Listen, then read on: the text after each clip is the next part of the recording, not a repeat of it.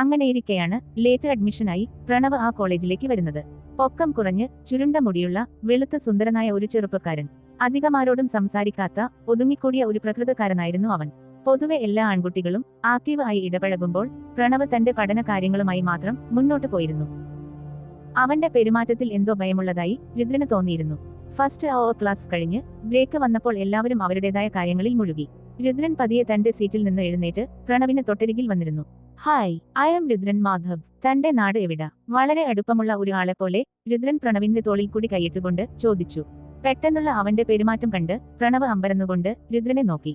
താൻ എന്തിനാട്ടോ ഇങ്ങനെ പേടിക്കണേ? നമ്മളൊക്കെ ആൺപിള്ളേരല്ലേ? ഇത്തിരി വേലത്തരമൊക്കെ കയ്യിലുണ്ടെങ്കിലേ ദാ അവന്മാർക്കൊപ്പം പിടിച്ചു നിൽക്കാൻ പറ്റൂ. രുദ്രൻ ദൂരെ നിൽക്കുന്ന ബോയ്സിന്റെ ഗ്യാങ്ങിലേക്ക് ചൂണ്ടിക്കൊണ്ട് പറഞ്ഞു. ഒന്നുമില്ലെങ്കിലും നമ്മൾ മെഡിക്കൽ സ്റ്റുഡൻസ് അല്ലേ? അതു പിന്നെ ഈ നോട്ട്സ് ഒക്കെ എഴുതിയെടുക്കാനുണ്ടായിരുന്നു. പ്രണവ് വിറച്ചുകൊണ്ട് പറഞ്ഞു. അതൊക്കെ ഇനിയും ആവാലോ. നീ വന്നേ, നമുക്ക് ക്യാൻറ്റീനിൽ പോയിട്ട് ഒരു കോഫി അടിച്ചു വരാം. രുദ്രൻ അവനെ വലിച്ച് എഴുന്നേൽപ്പിച്ച് നടന്നു. ക്യാൻറ്റീനിൽ എത്തിയ രുദ്രൻ 2 കോഫി ഓർഡർ ചെയ്ത് പ്രണവിനോട് ഓരോന്ന് സംസാരിച്ചുകൊണ്ടിരുന്നു. നീ നാട് എവിടെയാന്ന് പറഞ്ഞില്ല. പാലായിലാണ് എന്റെ വീട്. പഠിച്ചതും വളർന്നതും അവിടെ തന്നെയാ. അപ്പനെയും അമ്മയും വിട്ട് ഞാൻ അങ്ങനെ മാറി നിന്നിട്ടില്ല. പ്രണവ് ശബ്ദം താഴ്ത്തി പറഞ്ഞു. അങ്ങനെ വരട്ടെ. അപ്പോ അവരുടെ ചെല്ലക്കുട്ടിയായിട്ടാ നീ വളർന്നേ? അതുകൊണ്ടാണല്ലോ ഇത്രയും മൂഡ് ഓഫ്. രുദ്രൻ ചിരിച്ച് അവന്റെ പുറത്ത് ഒരു അടി കൊടുത്തുകൊണ്ട് പറഞ്ഞു. പിന്നീട് രണ്ടുപേരും തമാശകളുമായി ഒരുപാട് സംസാരിച്ചു.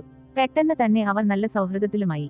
ഒരു ദിവസം സ്റ്റീഫൻ സാറ് ഹ്യൂമൻ അനാട്ടമിയെക്കുറിച്ച് ക്ലാസ് എടുത്തുകൊണ്ടിരിക്കുന്നതിനിടയിൽ ഗൗരി അശ്രദ്ധമായി ഇരിക്കുന്നത് കണ്ട് അവളെ എഴുന്നേറ്റ് നിർത്തുകയും ഒരുപാട് വഴക്ക് പറയുകയും ചെയ്തു. അവളെ ഗെറ്റ് ഔട്ട് അടിച്ചതും പെട്ടെന്ന് ബോയ്സിന്റെ സൈഡിൽ നിന്ന് ഒരു ശബ്ദമുയർന്നു. Excuse me sir, I feel she might be facing some family issues or something personal. ഇല്ലെങ്കിൽ ഗൗരി ഇങ്ങനെ പെരുമാറില്ല. എല്ലാവരും ഒന്നടങ്കം നിശബ്ദമായി നോക്കി. രുദ്രൻ ആയിരുന്നു അത് സംസാരിച്ചത്. തൊട്ടടുത്ത് ഇരുന്ന പ്രണവ് അവനെ കൂർപ്പിച്ചു ഒന്ന് നോക്കി. ഇത്തവണത്തേക്ക് ഒന്ന് ക്ഷമിച്ചൂടെ സാറിന്? പെട്ടെന്നുള്ള രുദ്രന്റെ ഇടപെടൽ ആരും ഒട്ടും പ്രതീക്ഷിച്ചിരുന്നില്ല. അവനായത് കൊണ്ട് സ്റ്റീഫൻ സാറ് അല്പമൊന്ന് നിശബ്ദനായി. പിന്നീട് ഗൗരിയോട് സീറ്റിൽ ഇരിക്കാൻ പറഞ്ഞു. ഈറനണിഞ്ഞ മിഴികൾ തുടച്ച് അവൾ സീറ്റിലേക്ക് ഇരുന്നു. സാറ് ക്ലാസ് തുടർന്നു. എന്താണ് മോനെ, ഒരു സ്പെല്ലിംഗ് മിസ്റ്റേക്ക് പോലെ? ഇതെന്തോന്ന്, കാമുകിയെ രക്ഷപ്പെടുത്തുന്ന നായകനോ? പ്രണവ് രുദ്രനോട് പതിയെ ചോദിച്ചു. എന്ത്? നീ ഒന്ന് പോയേടാ. അവൾ നല്ല ടാലന്റഡ് ആയിട്ടുള്ള കുട്ടിയാ. അതുകൊണ്ട് ഞാൻ ഒന്ന് ഇടപെട്ടെന്നേ ഉള്ളൂ. രുദ്രൻ താല്പര്യമില്ലാതെ പറഞ്ഞു.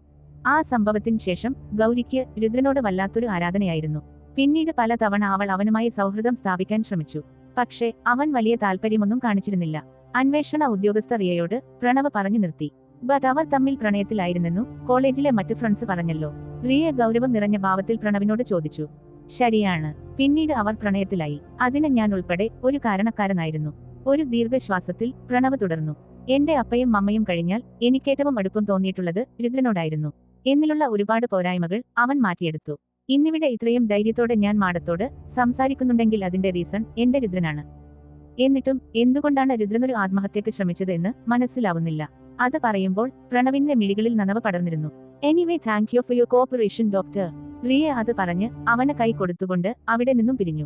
അതേസമയം മെഡിക്കൽ കോളേജിന്റെ പരിധിയിൽ അന്വേഷണവുമായി രൂപേഷ് പലരുമായി സംസാരിച്ച് ഓഫീസിലേക്ക് തിരിച്ചു. അവിടെ CI ദേവദാസ് ഓഫീസ് ഫയലുകൾ റഫർ ചെയ്തുകൊണ്ടിരിക്കുന്നതിനിടയിൽ ഒരു ഫോൺ കോൾ വന്നു. നിങ്ങൾ ഇന്ന് നേരത്തെ വരില്ലേ? ആമിയുടെ ക്ലാസ്മേറ്റിന്റെ ബർത്ത്ഡേ പാർട്ടി ഉള്ളത് ഓർമ്മയുണ്ടല്ലോ അല്ലേ? ഫാമിലി ഇൻവിറ്റേഷൻ ഉള്ളതാണ്. നിങ്ങളെയും കാത്ത് ഇപ്പോഴേ ഇരിപ്പാണ് കുറുമ്പി. ദേവദാസിന്റെ പ്രിയപത്നി മധുമതിയായിരുന്നു അത്. എന്റെ മധു, ഞാനങ്ങു എത്തിക്കോളാം.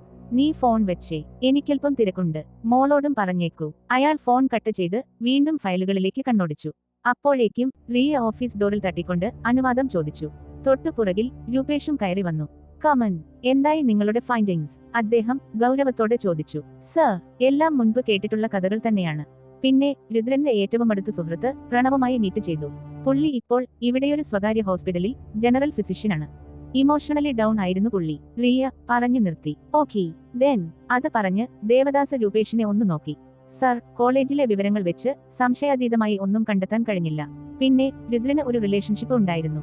ഗൗരി എന്നാണ് പേര്. പുള്ളിക്കാരി ഇപ്പോൾ ഒരു മെന്റൽ ട്രോമയൊക്കെ കഴിഞ്ഞ് ബാംഗ്ലൂരുള്ള ഒരു ബിസിനസ് മഗ്നറ്റിനെ മാരി ചെയ്ത് അവിടെ തന്നെ സെറ്റിൽഡ് ആണ്. ഓക്കേ, സോ നമുക്ക് ഒരിടം വരെ പോവാനുണ്ട്. You too come with me. Devdas അത് പറഞ്ഞുകൊണ്ട് ഓഫീസ് ഡോർ തുറന്ന് വേഗം പുറത്തേക്ക് ഇറങ്ങി. കൂടെ റിയയും രൂപേഷും. യാത്രയിൽ അവർ 3 പേരും കൊലപാതകത്തിന്റെ സാധ്യതകളെക്കുറിച്ച് സംസാരിച്ചു. വെറുമൊരു സൂയിസൈഡ് നോട്ടിന്റെ അടിസ്ഥാനത്തിൽ അതൊരു ആത്മഹത്യയാണെന്ന് വിലയിരുത്താൻ സാധ്യമല്ലെന്ന് 3 പേരും നിഗമനത്തിലെത്തി. സോ ഞാൻ പറഞ്ഞു വരുന്നത്, അത്യാവശ്യം സാമൂഹ്യബോധമുള്ള ഒരു വ്യക്തിയായിരുന്നു രുദ്രൻ. തന്നെയുമല്ല, പ്രത്യേകമൊരു പ്രശ്നങ്ങളോ സമ്മർദ്ദങ്ങളോ അവനെ അലട്ടിയിരുന്നതായി നമ്മുടെ ഫൈൻഡിങ്സിൽ ഒന്നും തന്നെയില്ല.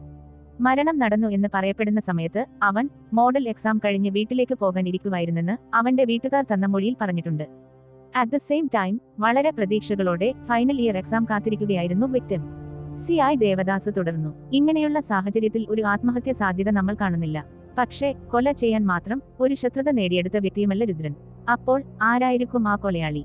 ഡ്രൈവിംഗിനിടയിൽ ദേവദാസ് രൂപേഷിനോടും റിയയോടുമായി ചോദിച്ചു. സർ, അങ്ങനെയെങ്കിൽ രുദ്രന് വേണ്ടപ്പെട്ടവരിൽ ആരെങ്കിലും ആയിക്കൂടെ അത് ചെയ്തത്? രൂപേഷ് ചോദിച്ചു. ഐ മീൻ അവന്റെ വിശ്വസ്തരായ ആരെങ്കിലും ഒരാൾ, രൂപേഷ് കൂട്ടിച്ചേർത്തു. Exactly Rupesh, you are right. വിടർന്ന കണ്ണുകളോടെ ദേവദാസ് അവനെ നോക്കി പറഞ്ഞു. But what is the motive? അതാണ് നമ്മൾ കണ്ടെത്തേണ്ടത്. അങ്ങനെയൊരു പ്രൊവൊക്കേഷന്റെ സാധ്യത എന്തായിരിക്കും? ഇവിടെ യാതൊരുവിധ തെളിവുകളോ സൂചനകളോ നമ്മുടെ മുന്നിൽ ഇപ്പോൾ ഇല്ല. അത് പറഞ്ഞുകൊണ്ട് ദേവദാസ് വണ്ടി ഓഫ് ചെയ്ത് പുറത്തേക്ക് ഇറങ്ങി. രൂപേഷും റിയയും അദ്ദേഹത്തെ പിന്തുടർന്നു.